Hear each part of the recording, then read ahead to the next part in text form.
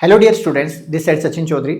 NEET application बहुत जल्दी release होने वाले हैं। फेब के फर्स्ट या सेकंड वीक तक नीट के एप्लीकेशन फॉर्म स्टार्ट हो जाएंगे। तो मेनली जो डॉक्यूमेंट रिक्वायर्ड होते हैं कि एप्लीकेशन फॉर्म फिल करने के लिए, उस बारे में हम जानकारी लेंगे कि नीट का फॉर्म भरते टाइम पर हमें किन किन डॉक्यूमेंट की रिक्वायरमेंट रहेगी।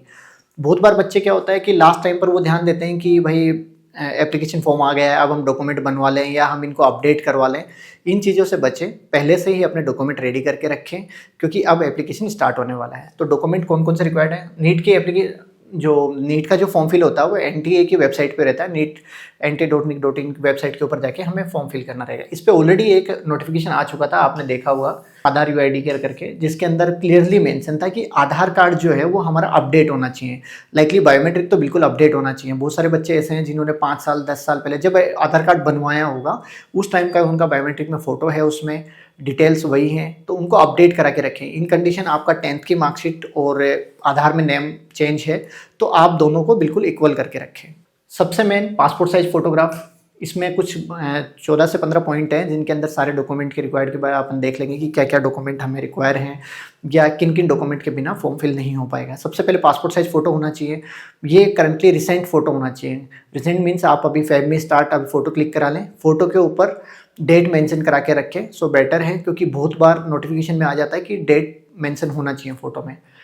पोस्ट कार्ड साइज फोटो वही होता है, बस उसका साइज थोड़ा सा अलग होता है। फोटो दोनों सेम ही होते हैं, मतलब फेस बिल्कुल सेम रहेगा दोनों के अंदर ही, बस उनका साइज थोड़ा सा अलग रहता है। मिनिमम 8 पासपोर्ट साइज फोटो होने चाहिए आपके पास में, और 2 फोटो आप पोस्ट कार्ड के रखें जिससे आपकी रिक्वायरमेंट कंप्लीट हो जाएगी। उसके बाद में लेफ्ट हैंड और राइट हैंड के फिंगर्स और थंब इंप्रेशन क्लियरली इस टाइप से करके दोनों लगाएं। खाली ब्लैंक पेपर के ऊपर लगाएं, 5 उंगलियां इस टाइप से और 5 इस टाइप से करके लगाएं। वही आपका बिल्कुल क्लियर होना चाहिए। लाइक ऐसे नहीं कि उसके अंदर आपने उठाया हटा दिया, बार बार ब्लर हो रहा है, इस टाइप से नहीं, बिल्कुल क्लियर होना चाहिए।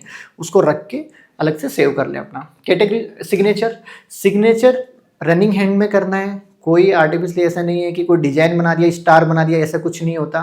रनिंग हैंड में बेसिक सिग्नेचर होना चाहिए आपका। वो आप हिंदी में भी कर सकते हैं, इंग्लिश में भी कर सकते हैं।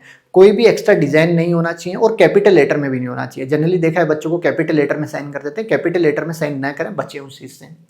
कैटेगरी सर्टिफिकेट सबसे मेन पॉइंट है। इफ एप्लीकेबल यदि कैटेगरी है, जनरल कैटेगरी के लिए कोई सर्टिफिकेट नहीं होता। EWS का जो सर्टिफिकेट है वो 1 अप्रैल 2026 के बाद का ही वैलिड रहेगा। बट यदि आपके पास में अभी भी सर्टिफिकेट है आप उसको लगा सकते हैं। 1 अप्रैल 2026 के बाद का सर्टिफिकेट आपको काउंसलिंग टाइम पर आपको रिक्वायरमेंट रहेगा, क्योंकि गवर्नमेंट ने अब डिसाइड कर दिया है कि फाइनेंशियल ईयर के अकॉर्डिंग ही सर्टिफिकेट चलेंगे। OBC हुआ या EWS हुआ, इन दोनों का सर्टिफिकेट 1 अप्रैल के बाद का ही चाहिए। बट अभी फॉर्म भरते टाइम पर यदि आपके पास पुराना सर्टिफिकेट है आप उसको भी अपलोड कर सकते हैं। इन कंडीशन नया सर्टिफिकेट भी आप बनवाना चाहें तो आप अभी बनवा लीजिए, आपको दोबारा से फिर उसको रिन्यू कराना रहेगा। 1 अप्रैल के बाद दोबारा रिन्यू होंगे। SC ST का सर्टिफिकेट ओल्ड ही चलता है। आपका यदि 2 साल 3 साल पुराना भी सर्टिफिकेट है वो वैलिड है, उसको रिन्यू मत कराइए, कोई दिक्कत नहीं है। 10th 11th 12th की मार्कशीट सबसे ज़रूरी है। आप जब फॉर्म फिल करेंगे 10th के मार्कशीट के अकॉर्डिंग ही डेटा फिल करना है। नेम, डेट ऑफ बर्थ और फादर नेम वगैरह सब कुछ, मदर नेम 10th की मार्कशीट में जो है उसी के थ्रू आपको फिल करना है। आगे रिक्वायर्ड डॉक्यूमेंट में 11th की मार्कशीट भी मांगते हैं, डिटेल मांगते हैं, आपको वो फिल करना रहेगा। 11th की मार्कशीट यदि आपके पास नहीं है आप स्कूल जाइए, स्कूल से अपनी मार्कशीट लीजिए। 12th यदि आप पास आउट हैं तो मार्कशीट चाहिएगी, सर्टिफिकेट भी चाहिएगा। बहुत सारी स्टेट्स में क्या होता है, सर्टिफिकेट अलग होता है, मार्कशीट अलग रहती है, दोनों चीज़ों की रिक्वायर रहेगी। इन कंडीशन आप पास नहीं है, अपेयरिंग है, कोई दिक्कत नहीं है। अपना रोल नंबर आपका आ ही गया होगा एग्जाम के लिए, तो आप रोल नंबर फिल करके आगे बढ़ सकते हैं। सर्टिफिकेट भी अपने लेके रखें, क्योंकि ये जैसे महाराष्ट्र बोर्ड है, स्टेट बोर्ड जो भी होते हैं, लमसम स्टेट बोर्डों में सर्टिफिकेट अलग से आता है। आप अपनी मार्कशीट देखिए, उसके ऊपर यदि मार्कशीट कम सर्टिफिकेट लिखा हुआ है तो बहुत अच्छी बात है। यदि सर्टिफिकेट अलग है, जैसे महाराष्ट्र का बिल्कुल अलग आता है सर्टिफिकेट, तो आपको उसकी रिक्वायरमेंट रहेगी, अपलोड भी करना रहेगा। तो दोनों चीज़ें आपके पास होनी चाहिए। आधार कार्ड आपका अपडेट होना चाहिए, आपका फ़ोटो अपडेट होना चाहिए, मोबाइल नंबर अपडेट होना चाहिए, क्योंकि अब क्या हो रहा है कि जब आप फॉर्म फिल करेंगे तो मोबाइल नंबर जो रहेगा, सॉरी आधार कार्ड जो है उसके ऊपर जो मोबाइल रजिस्टर्ड है उस पर OTP जाएगा। उस OTP के थ्रू ही आपको फॉर्म फिल होगा, आगे बढ़ेगा।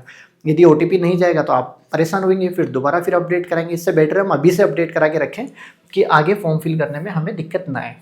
इसके बाद अपार आईडी कंपलसरी नहीं होती, बट यदि आप बना लें तो बहुत अच्छी बात है। डिजी लॉकर के थ्रू ही बनती है, अपार आईडी आप बना लें तो एक अच्छी बात है।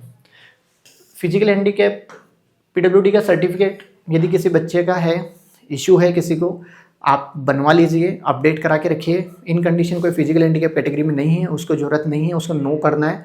यदि यस है तो वो बना के रखें, उसको अपडेट करा के रखें, क्योंकि आपको यहाँ पर अपलोड करना रहेगा। इसके बाद में सिटीजन सर्टिफिकेट, लाइक कोई बच्चा NRI कोटा से या फॉरेन कैंडिडेट से ही फॉर्म फिल करता है, उन बच्चों के लिए ज़रूरी है। इंडियन नेशनलिटी से यदि कोई फॉर्म फिल कर रहा है उसके लिए इसकी कोई ज़रूरत नहीं होती। यहाँ पर दे रखा है address proof of present and permanent address. देखिए 2 चीज़ें हैं। कोई बच्चा ऐसा कैंडिडेट है जो बिहार से या यूपी से बिलोंग करता है, बट राजस्थान में रह के कोचिंग कर रहा है, और वो ये सोचता है कि नहीं मुझे तो एग्ज़ाम राजस्थान में देना है, सीकर में, कोटा में या जयपुर में देना है। उसके लिए आपको प्रेजेंट एड्रेस का कोई प्रूफ देना रहेगा। आप वहाँ पर आपका यदि स्कूल का ID कार्ड है आप वो डाल सकते हैं। यदि आप स्कूलिंग नहीं कर रहे, आप पास आउट हैं और ओनली कोचिंग कर रहे हैं, उस कंडीशन में आप रेंट एग्रीमेंट लगा दीजिए, वो वैलिड है। तो रेंट एग्रीमेंट या कोई भी ऐसा प्रूफ जहाँ पर आपका नाम हो और जो नया एड्रेस है, जिस स्टेट में आप एग्जाम देना चाह रहे हो वहाँ का कोई ना कोई प्रूफ देना होगा। सो उस कंडीशन में आप एड्रेस प्रूफ हमें देना रहता है। तो प्रेजेंट एड्रेस प्रूफ तो वो हो गया कि जहाँ पर हम पेपर देना चाह रहे हैं जिस स्टेट में, वो डाल दिया। परमानेंट आपका वही डलेगा जहाँ का आपका डोमिसाइल है, लाइक आप डोमिसाइल होल्डर जिस स्टेट के हैं वहीं का आपका ये डलेगा। एक डोमिसाइल भी आप बनवा के रखिए, वो भी ज़रूरी है, रिक्वायर्ड डॉक्यूमेंट में होता है, काउंसलिंग टाइम पर हमें ज़रूरत पड़ती है। तो प्रेजेंट, और यदि किसी का परमानेंट और प्रेजेंट एक ही एड्रेस है, लाइक कोई बच्चा जैसे राजस्थान से बिलोंग करता है जयपुर का, बट कोटा में पढ़ाई कर रहा है और कोटा सेंटर लेना चाह रहा है, उसको अलग से ज़रूरत नहीं है। कोई भी प्रेजेंट और परमानेंट एक ही एड्रेस डालिए, आपको इशू नहीं है। स्टेट यदि आप चेंज कर रहे हैं तो दोनों एड्रेस अलग अलग डालने पड़ेंगे, आपको इस चीज़ का ध्यान रखें। एक नया सिस्टम NTA ने इस साल से शुरू किया है, लाइव फोटो। इस बार एक लाइव फोटो का रहेगा, लाइक आप जहाँ से भी साइबर कैफे से या किसी से भी फॉर्म फिल करा रहे हैं वहाँ पर ही हैंड टू हैंड आपका फोटो क्लिक होगा।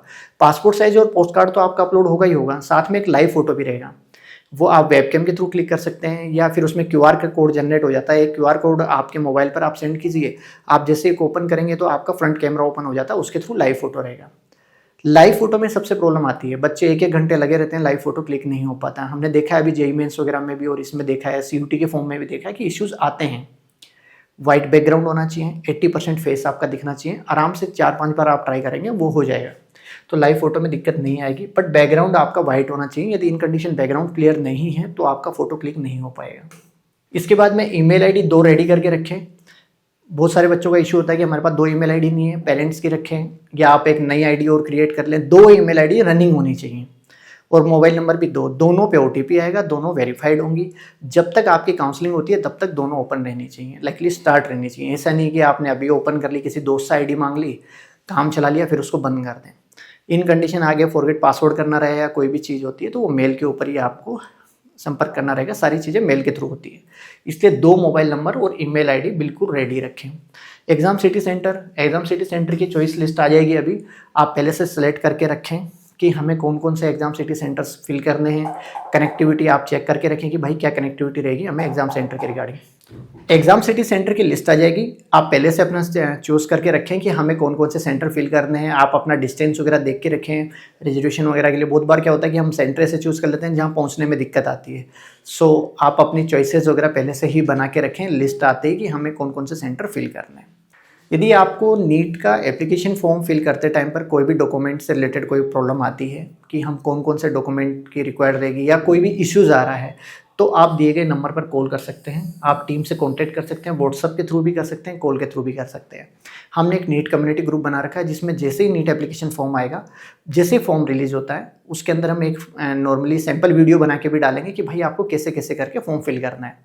यदि किसी भी बच्चे को दिक्कत आ रही है, कम्युनिटी ग्रुप ज्वाइन कर लीजिए, टोटल अपडेट आपको मिलती रहेंगी। टेलीग्राम ग्रुप भी आप ज्वाइन कर सकते हैं, या आप इन नंबरों पर व्हाट्सअप करके इन्फॉर्मेशन ले सकते हैं कि कौन कौन से एप्लीकेशन फॉर्म आएंगे, मेडिकल वाले कैंडिडेट को कौन से एप्लीकेशन फॉर्म फिल करने चाहिए, क्या काउंसलिंग प्रोसेस रहेगा, कब अदर ऑप्शन सेकंड जो ऑप्शन हम चॉइस करना चाहें वो हम कर सकते हैं। इंडिया और एब्रॉड दोनों में एडमिशन के लिए हम आपकी उसमें हेल्प कर सकते हैं। तो दिए गए नंबर पर आप कॉन्टेक्ट कीजिए। ऐसे ही इन्फॉर्मेटिव वीडियो के लिए चैनल पर बने रहें, चैनल को सब्सक्राइब करें, बेल आइकन पर क्लिक करें। Thank you.